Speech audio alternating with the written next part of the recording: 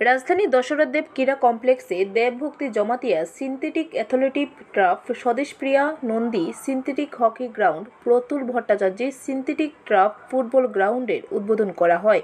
এর উদ্বোধন করেন মুখ্যমন্ত্রী ডক্টর মানিক সাহা। অনুষ্ঠানে মুখ্যমন্ত্রী বক্তব্য রেখে বলেন, যারা খেলাধুলার সাথে জড়িত তারা ব্যতিক্রমী হয় সাধারণ মানুষের থেকে এবং তাদের দূর থেকে কেউ দেখলেও বোঝা যায় তারা খেলোয়াড়। যারা খেলোয়াড় তারা খেলাধুলার মাধ্যমে জীবন দর্শন পায়।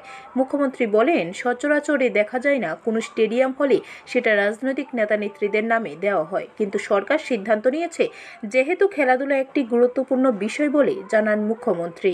पूरा नहीं है, पूरा नॉर्थ ईस्टर्न रीजन अभी ड्रग एडिक्शन थोड़ा सा बढ़ गया है और इसका मेन कारण है यहाँ पर खेल कूद में जो बच्चे लोग हैं इन लोगों का इंफ्रास्ट्रक्चर नहीं था, तो इसीलिए उनका कोई काम नहीं है, कोई माने लग्जरी या जो भी माने खेलने कूदने का जो ये नहीं कोई इंफ्रास्ट्रक्चर नहीं, तो यूथ एंड स्पोर्ट्स डिपार्टमेंट बहुत अच्छी तरह से यहाँ पर काम कर रहे हैं।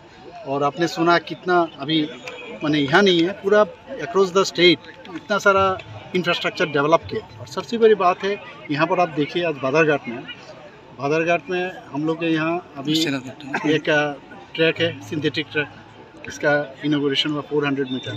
और यहाँ पर फुटबॉल ग्राउंड जो टर्फ सिंथेटिक फुटबॉल ग्राउंड पूरा में 8 ऑलरेडी हो चुका है और एक अभी तैयारी में है।